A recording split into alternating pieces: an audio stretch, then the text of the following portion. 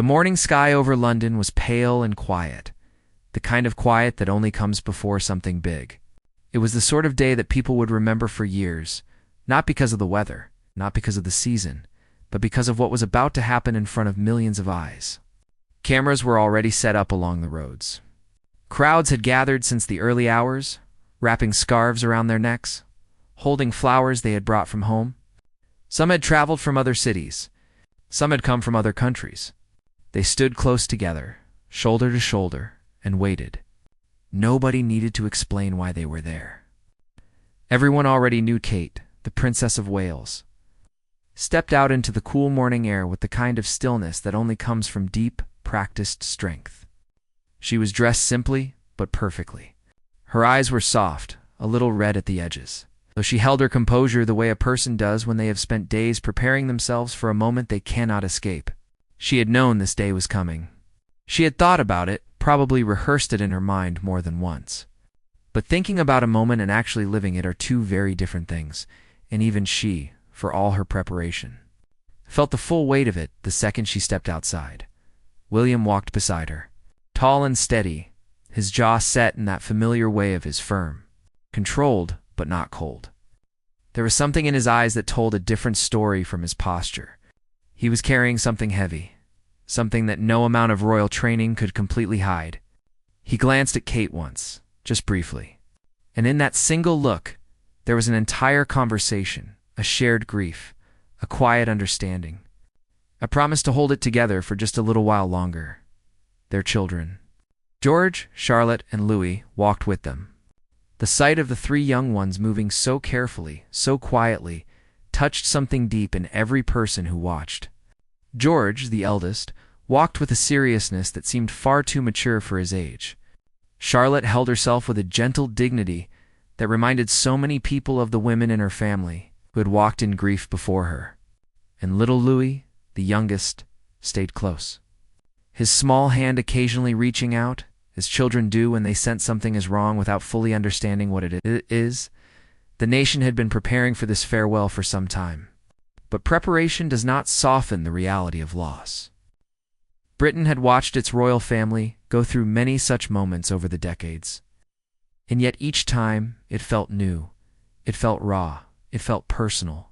People who had never met any member of the royal family stood along those streets with tears on their cheeks, because grief has a way of connecting people who might otherwise have nothing in common.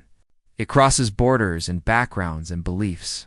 And on this particular morning, it connected an entire country in silence and sorrow. Inside the private rooms earlier that morning, before the world was watching, there had been a different kind of moment. A quieter one. A more human one. Kate had sat with William and simply held his hand. No words were needed. They had both grown up understanding public duty, understanding that personal pain must often be carried behind closed doors. But in that private moment, they were not a prince and a princess. They were simply two people who were hurting, holding on to each other, because that is what people do when the world feels too heavy to carry alone.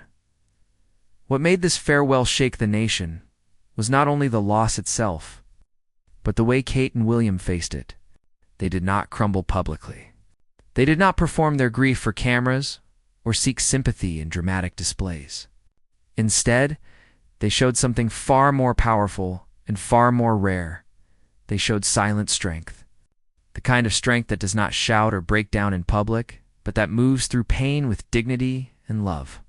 And the people watching, from the streets and from their living rooms and from their phones and televisions, felt it. They felt it deeply, in a way that stayed with them long after the day was over. The flowers kept arriving at the gates, thousands of them, in all colors. People left notes beside them, handwritten messages on small pieces of paper, tucked under bouquets and tied to railings. Some were addressed to the family, some were addressed to the one they had lost. Some were just a few words. "Thank you. We will not forget. You will always be loved." The gates became a garden of memory, growing slowly through the morning as more and more people arrived to add their small offerings to the larger whole. And through all of it, Kate and William stood at the center of a grief that was both deeply personal and entirely public. They bore it with grace. They bore it with love. And in doing so, they reminded an entire nation that strength is not the absence of pain. It is the choice to keep going even when the pain is real. Even when it is heavy, even when the whole world is watching. As the morning moved forward and the ceremony began to take shape, something remarkable happened across the country. People who had planned to watch from home found themselves unable to sit still. They pulled on their coats, stepped out of their front doors, and walked toward the nearest screen or gathering point, drawn by an invisible thread of shared feeling. Pubs that were not usually open in the morning unlocked their doors and turned on their televisions. Schools paused their lessons. Offices went quiet. The whole country seemed to slow down at once, as if it had taken a collective breath and was holding it. Kate moved through the morning's obligations, the focus that was remarkable under the circumstances. Those who stood close enough to observe her in detail noticed how she guided her children with gentle touches, a hand on a shoulder here, a soft word there, a look that said, "I am here. We are together. We will get through this." She had spoken to George, Charlotte, and Louis in the days leading up to this moment, preparing them as best as any parent could. She had answered their questions with honesty, explained what they would see and feel, and promised them that it was all right to be sad. Sadness was not something to be ashamed of. In doing so, she showed a kind of emotional courage that parents across the country quietly recognized and quietly admired William. For his part, carried something visible in the way he walked. There was a heaviness to each step that was not dramatic or theatrical. It was simply real. He was a man who had known loss before, who had grown up carrying a very particular kind of grief from a very young age, and who had spent his entire life learning how to function inside of it. This was not his first farewell, but each farewell is its own thing, and this one was reshaping him in real time, in front of the world, in ways that even he could not fully understand yet. What the cameras captured that day was more than ceremony. They captured the small things. The way William occasionally looked down at the ground for a moment, as though gathering himself before lifting his eyes again. The way Kate blinked slowly when a piece of music swelled, kind of music that loosens something in the chest whether a person wants it to or not. The way Charlotte reached up once and touched her mother's arm, a gesture so brief and so tender that it barely lasted a second. And yet it was the kind of second that people would talk about for years. A child comforting her mother. A family holding each other up in the only way they knew how. The procession moved through streets lined with thousands of people. And the silence of that crowd was extraordinary. Crowds are usually noisy things, shuffling, murmuring, whispering. But this crowd was different. They stood with a quietness that felt almost sacred, a shared understanding that this was a moment that deserved more than noise. Flowers were thrown gently into the path of the procession. Some people reached out, not trying to touch anyone, just reaching, as if the act of extending a hand was a way of saying, "I am here too. I feel it too. You are not alone in this." Among the crowd stood people from every walk of life, young and old. Families with children perched on shoulders. Elderly people in folding chairs they had brought from home. Students who had skipped lectures, workers who had called in to say they would be late. All of them united by a feeling that transcended background and opinion and political belief. Grief, at its deepest, does not care about any of those things. It finds the most human part of a person and speaks directly to it. And on this morning, it was speaking to everyone at once. Back at the palace, behind the scenes, staff who had served for years moved through their tasks with red eyes and tight expressions, keeping things running because that was their role, because that was what was needed, but feeling every moment of it in a way that made the work heavier than usual. These were people who had known a different kind of closeness, the closeness that comes from years of quiet service, from being present in small daily moments that the public never sees. Their grief was private, unfilmed, unacknowledged by the cameras, but it was no less real, Kate and William had insisted. In the days of planning that preceded this farewell, that the event reflect not performance but sincerity. They had made choices that surprised some of the more traditional advisors around them, choices that favored human warmth over formal distance. that brought in elements of personal memory and private love. Those choices showed in the texture of the day. There was something in it that genuinely felt, not merely staged. And people noticed. People always notice. It's the difference between something performed and something lived. The nation, watching from afar, leaned forward in their seats. They followed every detail. They commented quietly to the people beside them. They reached for tissues they had told themselves they would not need. And they found themselves thinking about their own losses, their own farewells, their own moments of standing at the edge of grief and choosing to keep walking. Because that is what a public farewell like this one does at its best. It makes the personal universal, and the universal personal, and in doing so, it reminds people that none of them, not even the most powerful or the most watched, are ever truly alone in what they feel. There is a particular kind of pain that comes from grieving in public, from being expected to hold yourself together at the very moment when everything inside you wants to come apart. Kate understood this kind of pain deeply. She had stepped into public life as a young woman and had spent years learning the unwritten rules of it, how to smile at the right moment, how to speak without saying too much, how to be present and warm and genuine while still protecting the most tender parts of herself. And yet no amount of practice makes the truly hard moments easier. Practice only teaches a person how to carry the weight. It does not make the weight disappear. The service itself was filled with music and words that had been carefully chosen. Each piece of music carried a memory. Each reading reflected something real about the person being honored. Something specific and true rather than generically beautiful. Kate had been involved in making those choices. Sitting with the arrangements in quiet moments between everything else she had needed to do in the preceding days, she had listened to pieces of music in empty rooms, letting herself feel them fully before deciding whether they were right. It was her way of making sure the farewell was honest. It said something true rather than something merely appropriate. William had written something himself, a private note that nobody outside the family would ever read. A few lines meant only for the one who had gone. He had written it late at night, sitting alone after the children were asleep. With the kind of focused quiet that comes when a person finally allows themselves to stop being strong for a moment and simply be, he had folded it carefully and kept it close. There are forms of love that exist beyond public view, beyond ceremony, beyond everything the cameras can reach. And that note was one of them. As the service moved toward its most solemn point, something shifted in the atmosphere both inside and outside. People who had been holding themselves together found that they could not hold on any longer. Quiet crying became open weeping. People who had promised themselves they would not cry wiped their eyes and then stopped pretending they were not crying. Strangers put arms around each other.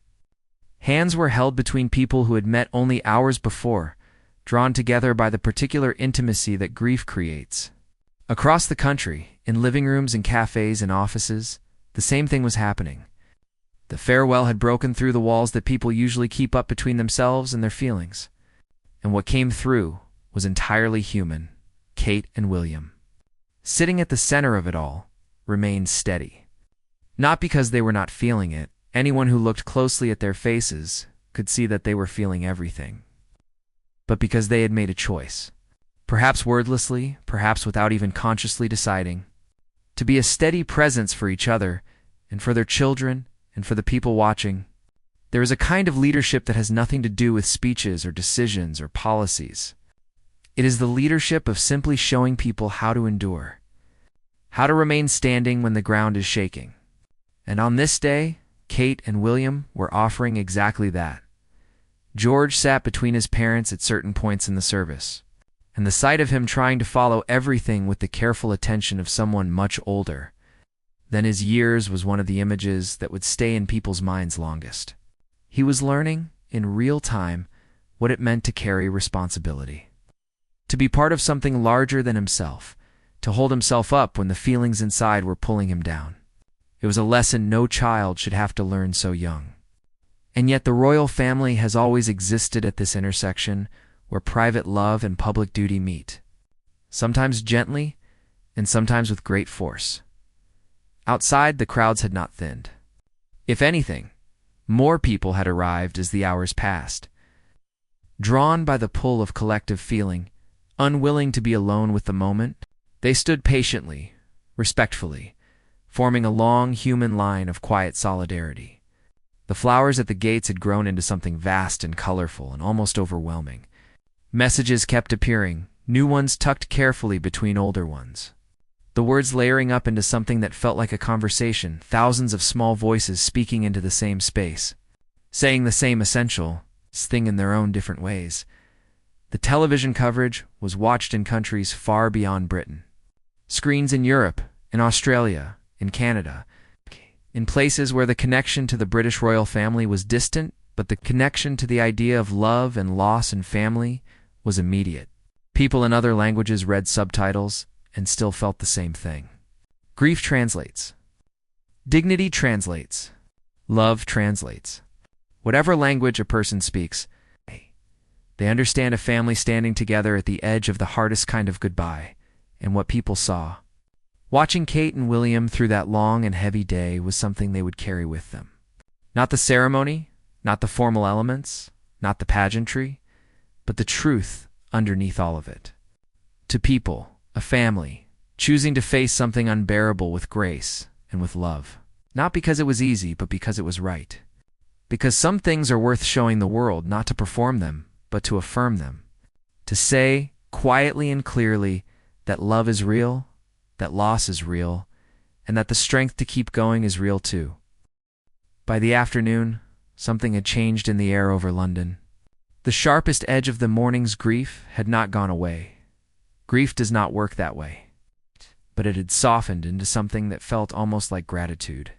People standing along the streets began to talk to each other more.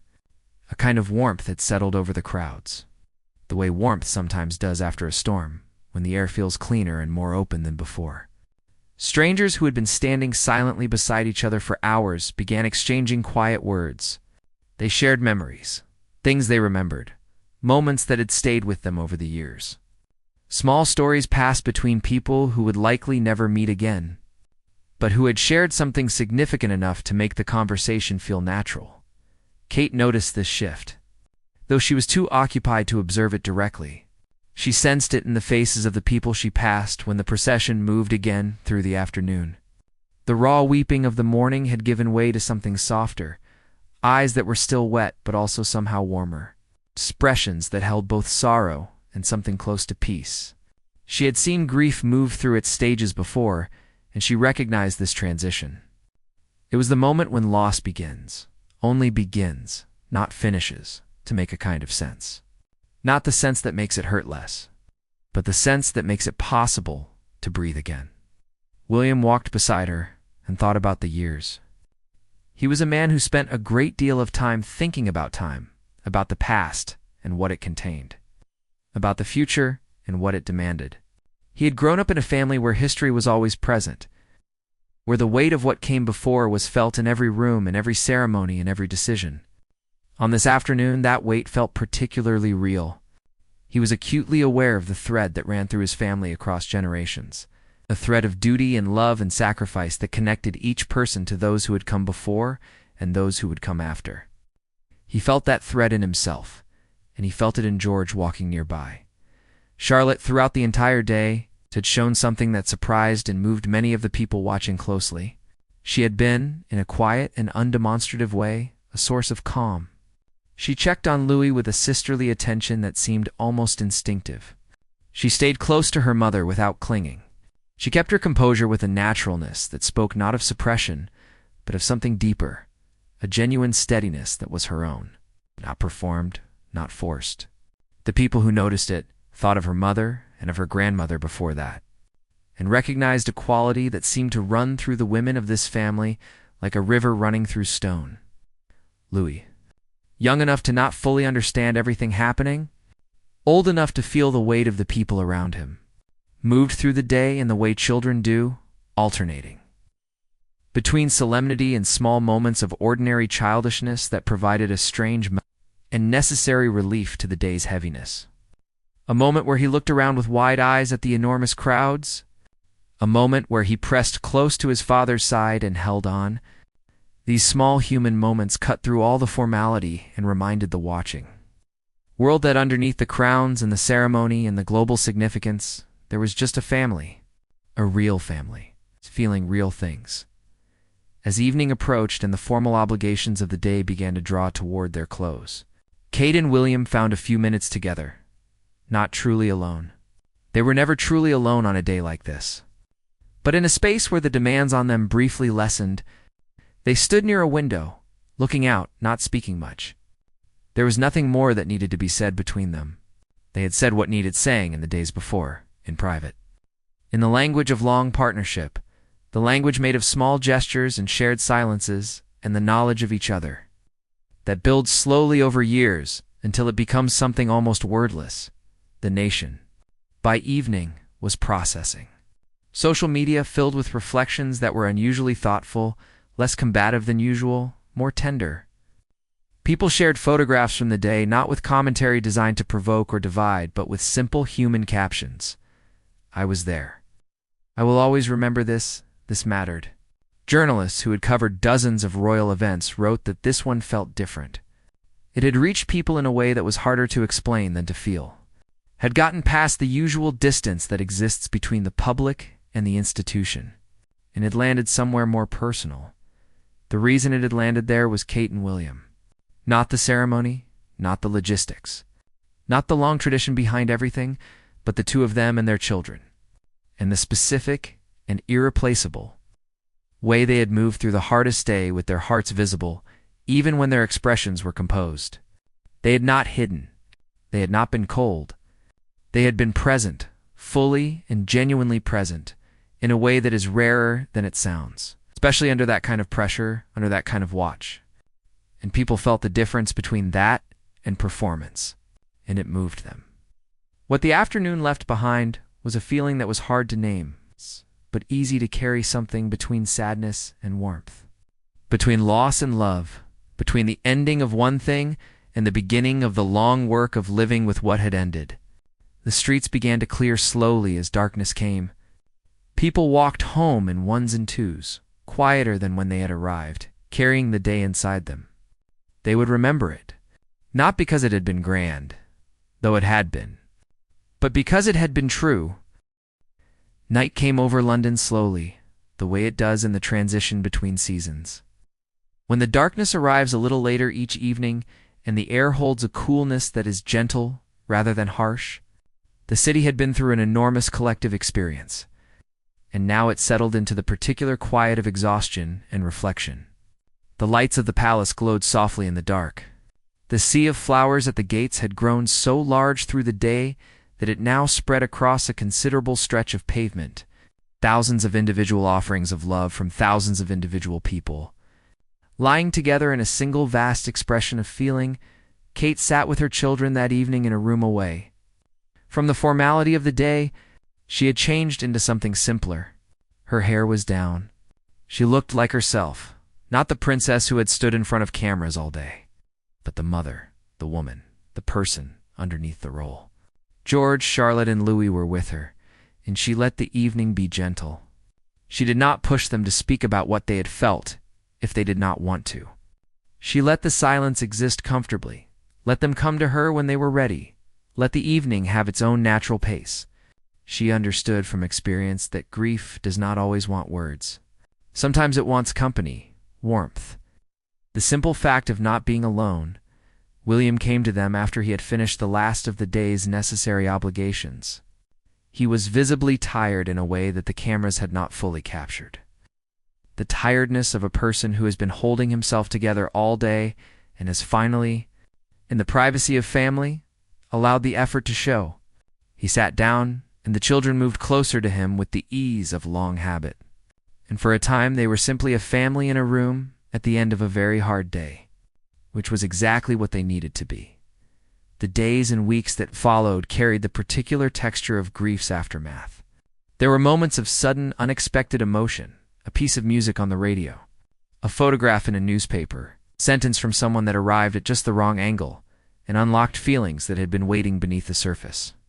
Kate moved through those moments with the steadiness she had always brought to the hardest things. Not because she was not feeling them, but because she had long ago learned that steadiness was its own form of love, that choosing to keep going, to keep showing up, to keep being present, was something she could offer to her children and to each other, even when the grief was real and deep. William channeled much of what he was carrying into his work, into his commitments, into the causes that had always mattered to him. He threw himself back into the things that gave him purpose and structure, not as a way of avoiding what he felt, but as a way of moving through it. He had learned over a lifetime of navigating very public grief that action and feeling are not opposites, that a person can carry a full heart and still do meaningful things, still show up, still be useful to the world. He believed that. He had seen it modeled. He tried to model it in turn. What the nation took away from the farewell, the weeks that followed, was something that conversations kept returning to. People talked about Kate and William in terms that were unusually warm and direct, stripped of the usual distance that exists between the public and figures of that prominence. They talked about them as people they recognized, people who had shone under impossible circumstances, the kind of dignity and love that reminded others of their own best possibilities. Not perfect people, human, feeling, struggling, and choosing every single moment. To keep going with grace, the flowers at the gates were eventually cleared away, as they always are, but not before photographs were taken and preserved. Not before the notes were collected and stored. Not before the full scale of what had been left there was properly documented. The collection was extraordinary, a physical record of a nation's grief and love. Thousands of small gestures adding up to something enormous and meaningful. It was later arranged that some of the messages would be preserved permanently, because they represented something worth keeping, something that spoke to the depth of connection between people and this family. A connection that no amount of public distance or formal ceremony had ever fully severed. In the months that followed, Kate returned slowly to her public duties with a quality about her that people noticed and commented on. She seemed, if anything, more open than before, more willing to speak plainly about difficult things, more willing to let her own experience inform her public words, more willing to meet people in the places where they were genuinely struggling. She had always had warmth. What she now carried alongside it was something harder to name, a depth that comes only from having lived through something that could not be avoided, could not be managed away, could only be endured. William stood beside her through all of it, as he always had. Their partnership, forged over many years and tested by many things, had shown in this farewell one of its truest qualities, not the quality of happiness or ease, which are good things but not the deepest test, but the quality of solidarity in the hardest moments, the quality of two people who had chosen each other and continued to choose each other, even when everything around them was painful and uncertain. That quality, more than any ceremony, more than any formal event, was what the nation had witnessed. And it was what would stay with people long after the flowers had been cleared and the cameras had moved on, and the ordinary days had resumed their ordinary pace.